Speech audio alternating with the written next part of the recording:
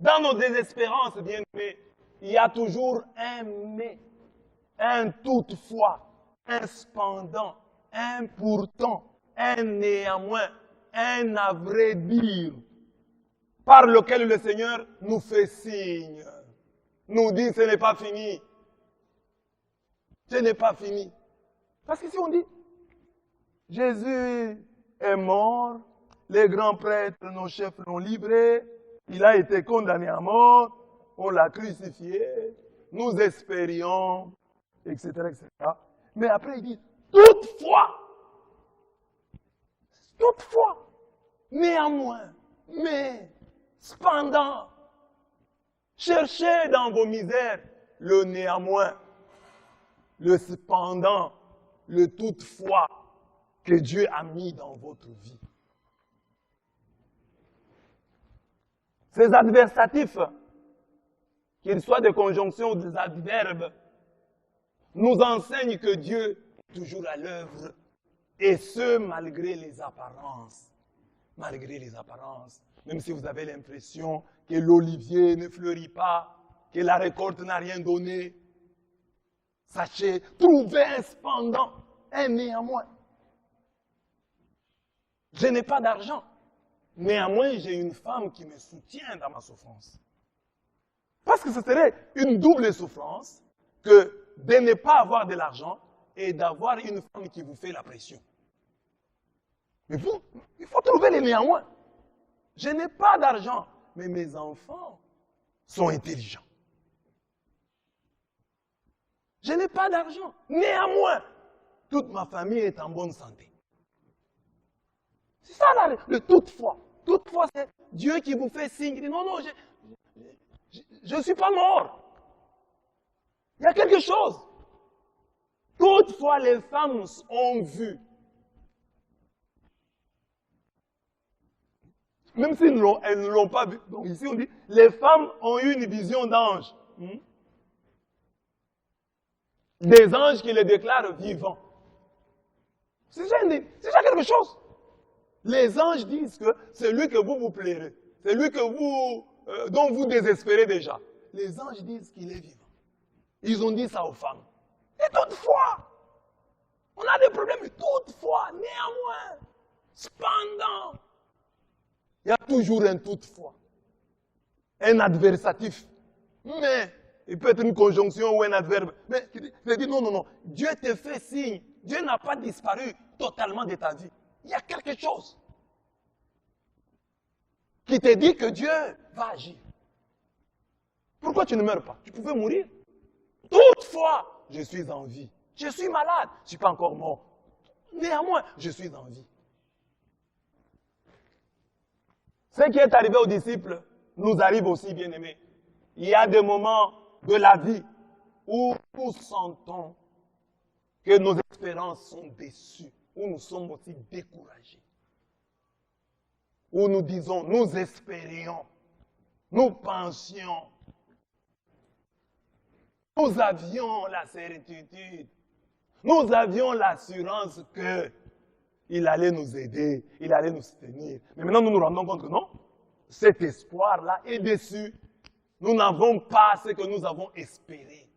Nous sommes découragés. Ces découragements-là, souvent nous poussent à retourner au village. Le village de notre passé, de notre péché. Nous retournons à nos vomissures. On m'a dit, non, si tu crois en Jésus-Christ, tu auras par exemple le mariage. Tu seras béni. Mais j'ai cru en Jésus-Christ. Ça fait des années et je ne vois pas les mariages. Qu'est-ce que je vais faire? Je retourne au village de mon péché, au village de mon impudicité, au village de mes fétiches, de mon occultisme, à ce que j'étais autrefois, parce que j'ai changé de vie. J'ai mis mon espoir dans ce Dieu que vous m'avez prêché. Mais maintenant, mon espoir là est perdu. Que vais-je faire? La tentation est là. Retourner au village, retourner à Emmaüs. Je n'en peux plus. Tu es entré dans le mariage. Tu as des difficultés. Le mari te complique, la femme te complique. Qu'est-ce que tu te dis? Je vais retourner à mon âge, je vais divorcer. La femme dit, je vais retourner chez nous. C'est ça le retour au village. C'est quand tu es déçu. Quand tu es entré dans le mariage, tu étais convaincu que tu vivrais bien. Que ce sera le ciel sur la terre. Et maintenant, tout le ciel que tu avais espéré, tu ne le vois pas. Tentation, retourner au village.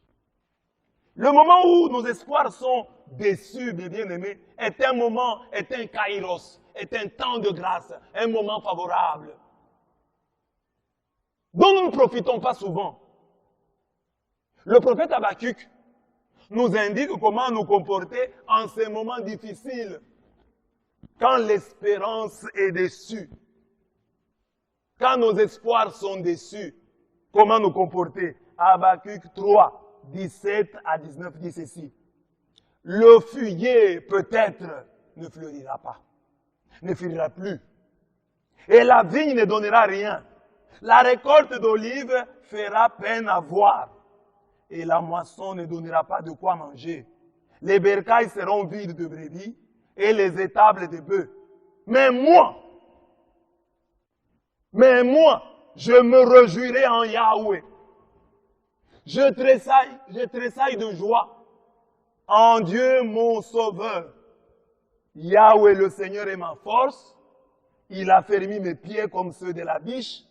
Il entraîne mes pas sur les hauteurs. Donc le texte dit, quand le figuier ne fleurit pas, quand la vigne ne donne rien, quand la récolte d'olives fait peine à voir, quand la moisson ne donne pas de quoi manger, oui, l'espoir est déçu, il n'y a rien. Quand les bercailles sont vides de brebis, quand les étables sont vides de bœufs, que faut-il faire? La Bible dit, je me réjouirai en Yahweh, je tressaillerai de joie en Dieu mon sauveur. Yahweh le Seigneur est ma force, il a fermé mes pieds comme ceux des biches, il entraîne mes pas sur les hauteurs. Le Seigneur ne me donne les pieds des biches et ne me fait marcher sur les hauteurs que lorsque les mauvaises nouvelles ne me volent pas ma joie et ma foi. Les mauvaises nouvelles, c'est le figuier n'a pas fleuri, la vigne n'a rien donné, la récolte fait peine à voir, la moisson ne donne pas de quoi manger. Malgré ces mauvaises nouvelles, gardez la joie. Je ne cesse de vous le dire et de vous répéter. La joie est une arme très négligée dans le combat spirituel. Beaucoup de chrétiens, quand on parle du combat spirituel, ils voient les prières, ils voient le jeûne, ils voient beaucoup de choses difficiles. Mais une chose simple, gardez la joie. Parce qu'il est possible, quand vous avez des difficultés, de chercher des raisons d'être joyeux. Elles existent. Et quand vous les découvrez, exploitez-les. Sérieusement. La joie est une arme. Ne perdez pas votre joie. Je n'ai pas ceci, je n'ai pas cela. Néanmoins, j'ai la foi. C'est ça la foi de Samson. Quand Samson avait été arrêté, on lui a rasé la tête. On lui a crevé les yeux. On a commencé à se moquer de lui. Il n'avait plus rien. Sa force était dans les cheveux. Mais les cheveux avaient été rasés. Toutefois, ces cheveux rasés-là étaient en train de pousser. Et les Philistins ne s'en rendaient pas compte. On lui avait crevé les yeux. Toutefois, cependant, on lui avait laissé les mains. Il parlait encore. Il pouvait marcher. Il a dit au petit qui était à ses côtés, petit, est-ce que tu peux me montrer là où se trouvent les colonnes de la salle où les ennemis d'Israël se trouvent réunis? Le petit a dit, oui, oui, je connais. Il l'a amené jusqu'aux colonnes. Donc il a marché. Il ne voyait pas. Les cheveux avaient été rasés. Mais les cheveux étaient en train de pousser. Et il a marché. Et il a marché. Il est arrivé jusqu'aux colonnes. Et il a touché les colonnes. Il a fait une prière. Toutefois, il y avait une foi qui était restée en lui. Il y avait la foi. On lui avait crevé les yeux, mais on ne lui avait pas volé la foi. On lui avait crevé les yeux, mais on ne lui avait pas coupé les mains. Il y a quelque chose qui restait. Et c'est ce quelque chose qui restait là, qui va lui donner la victoire. Et Samson, ça a toujours été comme ça. Une autre fois, on l'a arrêté. Samson n'avait pas de Kalachnikov. Il n'avait pas une grande arme là-bas. Il n'avait pas une mitrailleuse. Mais il a regardé à gauche et à droite. Il a vu une mâchoire d'âne. Il a dit non, je n'ai rien. Mais toutefois, Dieu a placé à mes côtés cette mâchoire d'âne. Et il a cru en la mâchoire d'âne. Il a dit avec cette mâchoire, je vais frapper les Philistins. Imaginez la mâchoire d'un âne. Elle a quelle dimension? Mais c'est devenu une arme de destruction massive. Il a regardé ce qu'il y avait. Toutefois, il y avait une mâchoire d'âne. Et il a utilisé cette mâchoire. Et il a tué les Philistins. Qu'est-ce que tu as? Qu'est-ce qu'il y a dans le toutefois, dans le cependant, dans le mais, dans l'adversatif? Qu'il soit une conjonction ou un adverbe de ta vie. Où tu peux dire non, malgré mes larmes, malgré mes peurs, il y a quelque chose